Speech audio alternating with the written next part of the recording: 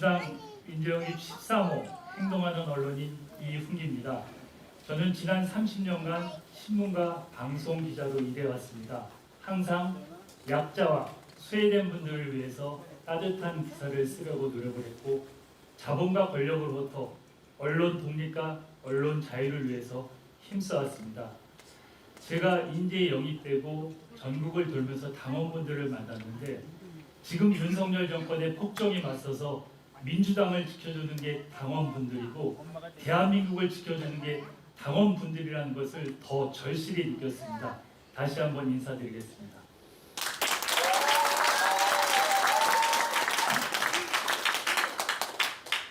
제가 강연을 준비하면서 무슨 말씀을 드릴까 고민을 많이 했습니다. 그래서 제가 기자 생활을 하면서 항상 머리는 차갑게 가슴은 따뜻하게 취재를 하라고 배웠고 30년간 그렇게 해왔습니다. 그래서 제가 기자 생활을 하면서 가슴으로 취재했던 몇 가지 얘기를 들려드릴까 합니다. 먼저 여기 보시면 섬이 하나 있습니다. 한국의 갈라파고스라고 하는 서해의 아름다운 섬 구럽도입니다. 언젠가부터는 저기가 비박지로 유명해졌습니다. 30년 전으로 돌아가겠습니다. 1994년 겨울 정부가 이곳을 핵폐기장 후보지로 발표했습니다. 정부는 안면도와 부안에서 핵폐기장을 설치하지 못하고 이곳까지 왔고, 이곳은 활성단층, 지진이 나면 집안이 부서져서 큰 대재앙이 올 수 있는 지역임에도 불구하고 정부 6개 부처가 합동 담화를 발표하고 핵폐기장을 밀어붙였습니다. 1,500명으로 경비단을 창설하고 그 당일날 경비정에 경찰 병력과 페퍼포크차를 싣고 구럽도의 모섬인 덕적도로 배가 돌진해 왔습니다. 주민들은 그것을 보고 놀랐습니다. 탱크를 싣고 우리를 죽이러 이 섬에 병력이 온다고 섬이 발칵 뒤집혔습니다. 그리고 정부는 공권력과 막대한 자금을 풀어서 주민들을 협박하고 회의했고, 그뿐이 아니었습니다. 모든 언론에 돈을 풀어서 광고를 하고 기자들은 해외 시차를 보내면서 언론을 통제했습니다. 누구도 제대로 핵폐기장의 문제를 지적할 수 없었고, 주민들은 고립돼서 외로운 싸움을 이어갔습니다. 저는 매일매일 기사를 썼습니다. 여기 황정화 박사님도 계시지만 제가 핵에 대해서 무슨 지식이 있었겠습니까? 수십 권의 책을 봤습니다. 심각한 문제를 발견했습니다. 과학적으로 도저히 핵폐기장이 들어설 수 없는 지역이었고, 몇몇 안 되는 주민들을 섬에 몰아놓고 정부가 강제적으로 핵폐기장을 몰아붙이는 것을 기자의 양심으로 볼 수가 없었습니다. 저는 기사가 안 나가도 매일 기사를 썼습니다. 데스크에서 맡고 편집국장이 맡고 또 쓰고 또 썼습니다. 어느 날은 기자의 눈을 썼습니다. 제목이 반핵은 반정부였습니다. 또 기사가 안 나갔습니다. 그날 원고지를 집어던지고 편집국을 뛰쳐나갔습니다. 회사를 안 나오겠다고 생각하고 갔는데 다음날 또 출근을 했습니다. 고생하는 주민들을 잊을 수가 없었습니다. 결국 그렇게 취재를 하면서 저는 대한민국에서 가장 많은 기사를 썼습니다. 그리고 저도 갖은 정부기관의 회유와 협박에 시달렸지만 꿋꿋하게 기자의 길을 걸어갔고, 한 번은 그 과정에서 할머니 한 분이 돌아가셨습니다. 국과수에서 부검이 열렸는데 주민들이 기자들을 신뢰하지 않아서 아무도 국과수에 갈 수가 없었습니다. 유일하게 제가 주민들의 요청으로 국과수에 입회해서 취재를 했습니다. 그리고 1년이 지나서 결국 정부는 핵폐기장을 포기했습니다. 활성 단층을 인정하고 핵폐기장을 포기했고, 주민들이 섬에서 잔치가 열렸습니다. 그날도 기자들은 아무도 초청받지 못했습니다. 유일하게 제가 그 섬에 초대받아서 주민들과 기쁨을 나누고 서해의 아름다운 섬을 지켜내고 주민들의 생존권을 지켜냈습니다. 제가 정말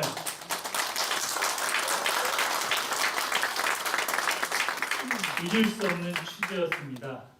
그리고 또 하나는 민생과 관련된 건데 인천시에서 서민들을 위해서 시형 아파트를 졌습니다. 5개 시형 아파트 3,800가구 꽤 큰 아파트를 졌습니다. 신문사로 제보가 왔습니다.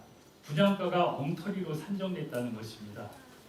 상당히 어려운 취재였습니다. 전문성도 없고 제보자를 찾아가고 자료를 받고 전문가들을 만나서 며칠 밤을 지새우면서 분석을 했습니다. 그런데 수백억이 잘못된 걸 확인했습니다. 연일 기사를 썼습니다. 처음에는 아무도 인정하지 않았습니다. 계속해서 기사를 쓰고 분석 기사를 쓰고 드디어 인천시장이 주민들한테 사과를 하고 무려 138억을 돌려줬습니다. 이게 30년 전입니다. 지금으로 환산하면 수천억 아니 수조 원이 될지도 모르겠습니다. 지금도 아파트 분양가 원가 공개가 이슈가 되고 있습니다. 저는 상당히 의미 있는 취재였다고 생각합니다. 그리고 또 하나 제가 가장 가슴으로 취재한 게 있습니다. 여러분 캄보디아 훈할머니 아십니까? 얼마 전에 꼬꼬모에서 방송이 됐는데 캄보디아의 훈할머니 태평양 전쟁 때 종군위안부로 끌려간 훈할머니가 캄보디아에 있다는 소식이 한국 언론에 대서특필이 됐습니다. MBC PD수첩에도 나오고 그런데 웬일인지 그 후에 잠잠해졌습니다. 훈할머니 소식이. 그러던 차에 저희 신문사로 연락이 왔습니다. 훈할머니를 보호하고 있는 캄보디아의 한국 후견인이 연락이 와서 훈할머니가 한국에 가서 고향을 찾고 가족을 상봉하고 싶은데 그렇게 열심히 취재하던 언론이 아무도 연락을 안 한다는 것이었습니다. 그러면서 훈할머니의 고향이 인천 전동 같다고 얘기를 하면서 팩스 한 장이 왔습니다. 그 팩스에는 훈할머니가 상상을 발휘해서 50년 전의 동네 모습을 그린 그림이었습니다. 한쪽에는 역공장이 있고 한쪽에는 염전이 있고 이런 종이가 한 장 왔습니다. 그 종이를 들고 특별 취재반을 구성해서 한 달 동안 인천 시내를 누비고 다녔습니다. 그리고 오래된 학교의 학적부를 다 뒤지고 구청에 가서 호적을 다 뒤졌습니다. 정말 먼지 투성입니다. 그렇지만 아무것도 찾을 수 없었습니다. 그래서 제가 훈할머니의 초청장을 만들어서 캄보디아 푸놈펜으로 갔습니다. 한국 대표부에 초청장을 접수하고 훈할머니를 한국으로 모시고 와서 여기 보이시죠? 훈할머니하고 저기 세 분이 훈할머니 손녀분들입니다. 모셔갖고 한국에서 고향과 가족 찾기를 해서 결국은 고향과 가족을 찾아드렸습니다. 저뿐이 아니고 그때는 대한민국의 모든 언론이 동원돼서 이러한 언론인의 역할을 했습니다. 그리고 결국은 훈할머니의 고향은 인천 전동이 아니고 마산 진동이었습니다.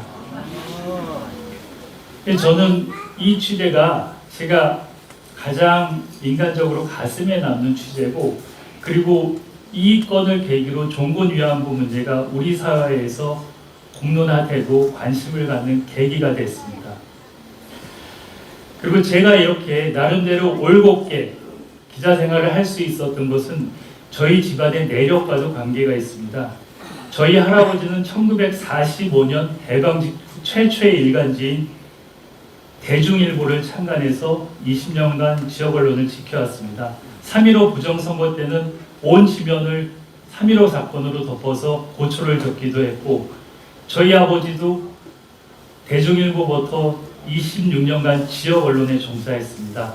1973년 유신 독재 정권 때 강제 해직당하셨습니다.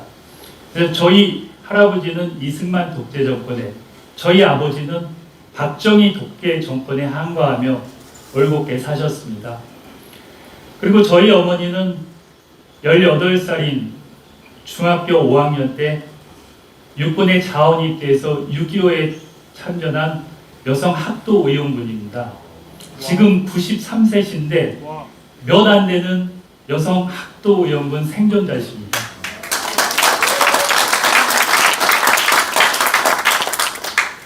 그리고 저희 형님 말씀을 좀 드릴까 하는데 2년 전에 윤석열 대통령이 주는 교수가 정년을 하면서 포상을 거부한 교수가 있었습니다. 동국대 이철기 교수가 저의 친형입니다.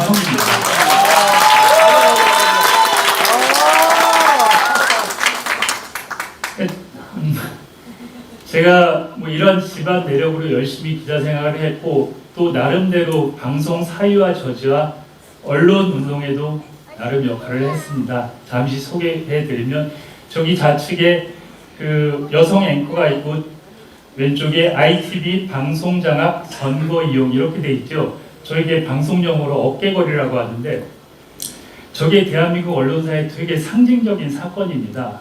좀 말씀을 드리자면 저 당시에 ITV 회장이 차기 인천시장 선거에서 승리하기 위해서 방송을 홍보에 이용했습니다. 그리고 방송을 선거 캠프화하겠다는 문건을 만들었습니다.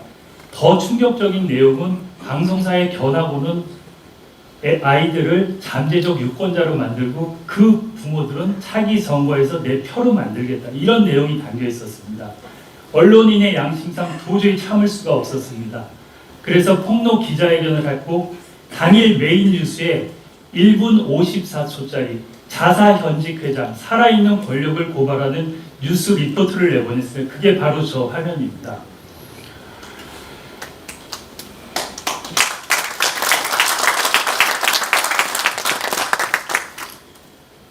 이 리포트가 두 가지 점에서 중요한데 방송이 사유화되면 어디까지 망가질 수 있는지를 보여주는 극단적인 한 사례고 또 하나는 언론 자유가 어디까지 갈 수 있는지 자사 현직 회장을 자사 메인 뉴스에도 고발할 수 있는 언론 자유까지 갈 수 있다는 것을 보여준 아주 상징적인 사건이라고 생각을 합니다.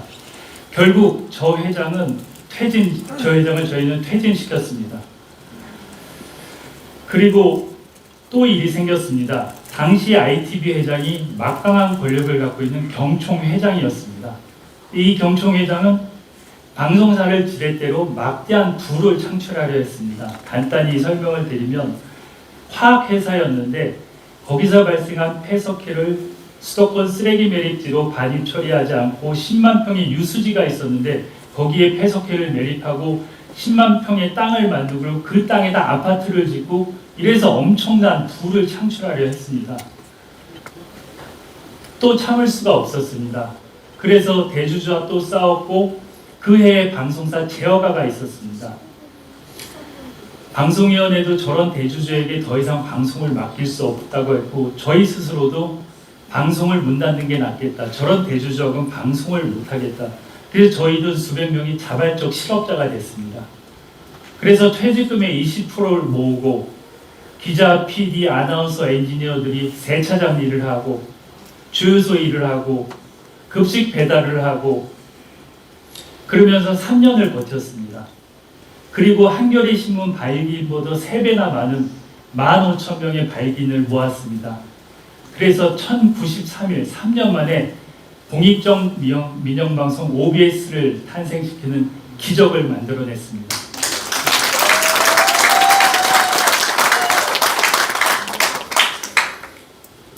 저도 방송 사회와 민주화를 위해서 노력을 했고 많은 저희 선후배들이 방송 언론 민주화를 위해서 노력을 했습니다. 위로 올라가서는 50년 전의 동아투의 선배들부터 그렇지만 이러한 노력이 하루아침에 물거품이 됐습니다.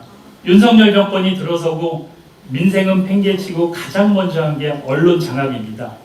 여기 타임라인 보시면 셀 수도 없는 많은 일이 벌어졌습니다. 공영방송 KBS는 정권의 도구로 전락했습니다. 요즘 KBS 보십니까? 네, 채널 안 가죠? 그리고 국민들이 많이 보는 뉴스 전문 채널 YTN 유진기업이 인수해서 민영화, 사형화의 기로에 서 있습니다. 그리고 대한민국의 양심 있는 기자들은 고소 고발, 압수수색 도저히 기자로서의 역할을 할 수 없을 정도로 시달리고 있습니다. 너무 많아서 더 이상 소개할 수 없을 정도입니다. 우리 언론 현상을 단적으로 나타나는 두 가지가 바로 이것이라고 생각합니다. 바이든을 바이든이라 듣지 못하고 디올백을 디올백이라고 부르지 못하는 처참한 우리의 언론 현실입니다. 언론재단에서 얼마 전에 조사를 했습니다. 해외 언론 신뢰도가 43%가 나왔는데 반면에 국내 언론 신뢰도는 28%에 그쳤습니다. 이거는 독재 정권 시대에 있었던 언론입니다. 우리가 독재 정권 시대에는 우리의 소식, 진실을 못 듣고 외신을 통해서 그나마 귀동냥했습니다. 지금 그런 일이 똑같이 벌어지고 있습니다. 민주당에서 저를 인재로 영입한 건 지금 정권의 언론 장악을 저지하고 언론을 개혁하라는 시대적 사명을 줬다고 생각합니다. 너무나 할 일이 많지만 우선 몇 가지 말씀드리면 지금 방송통신위원회와 방송통신심의위원회는 방송통제와 검열기구로 전락했습니다. 여기에 대해서 어떤 기능에 대한 재검토와 추가 입법이 있으면 반드시 해내겠습니다. 그리고 또 하나는 대통령이 거부권을 행사한 방송 3법. 이것은 공영방송 지배구조와 관련이 있습니다. 지금 KBS는 이미 정권에 넘어갔습니다. 그리고 오는 8월에는 MBC도 이사진이 다 개편됩니다. 그러면 MBC도 KBS처럼 바뀔 위기에 있습니다. 8월에. 그렇기 때문에 이 공영방송 지배구조를 개선하는 방송사법이 너무나 중요합니다. 여러분, 공영방송이 지금 유튜브도 많고 중요하지 않다고 그러지만 KBS 메인뉴스 시청률 10% 안팎 나옵니다. 우리 5천만 중에 500만이 KBS 메인뉴스를 보고 있습니다. 무시할 수 없습니다. 여기에 MBC마저 망가지면 정말 큰일이 벌어집니다. 그래서 반드시 지켜내야 됩니다. 그리고 우리 사회 지금 뉴스타파라든가 독립언론이 여기 오신 유튜버들도 그렇고 그나마 이 사회를 지켜내고 있는데 제가 이러한 독립언론, 지역언론, 중소언론을 지켜낼 수 있는 건강한 언론 생태계를 만드는 데 역할을 하겠습니다. 제가 기자 생활을 하면서 가슴에 새기는 말과 글이 있습니다. 하나는 저희 아버지가 저한테 항상 들려주셨던 얘기인데 1945년 대중일보에 실린 인천 기자단 선언문입니다. 잠시 소개해드리면 엄정 중립이라는 기회주의적 이념이 적어도 이러한 전 민족적 격동기에 있어서 존재할 수 없음을 확신한다. 여기서 엄정 중립을 기회주의라고 하고 있습니다. 지금 우리 언론은 엄정 중립이면 최고의 가치인 양 얘기하고 있습니다. 엄정 중립은 고사하고 양비 양시, 기계적 중립도 지키지 못하고 있습니다. 근데 80년 전에 엄정 중립을 기회주의라고 놀랍지 않습니까? 저는 이게 리영희 선생님이 얘기하는 진실 추구와 맞닿아 있다고 생각합니다. 그리고 저는 노무현 대통령이 하신 말씀 중에 언론은 날이 잘 드는 양날의 칼과 같아서 그것이 정의를 위해 쓰여질 때는 그야말로 역사를 진정케 하는 훌륭한 힘이지만 그것이 잘못 쓰여질 때, 그것이 권력에 결탁했을 때 그 폐해는 엄청날 수 있습니다. 이런 말씀을 하셨습니다. 저는 우리 모두 특히 기자나 현업 언론인들이 이 말과 글을 되새긴다면 적어도 기레기 소리는 안 들을 거라는 생각을 합니다.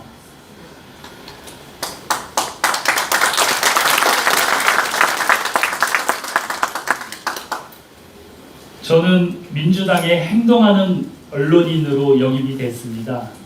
이제 저는 민주당에서 행동하는 정치인이 되겠습니다.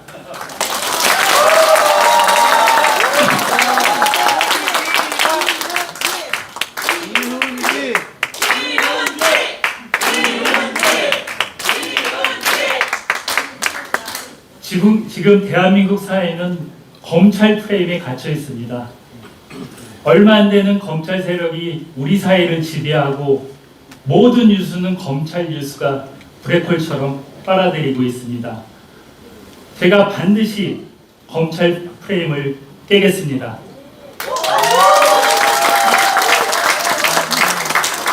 그리고 국민의 어려움을 취재하고 해결하는 정치인이 되겠습니다.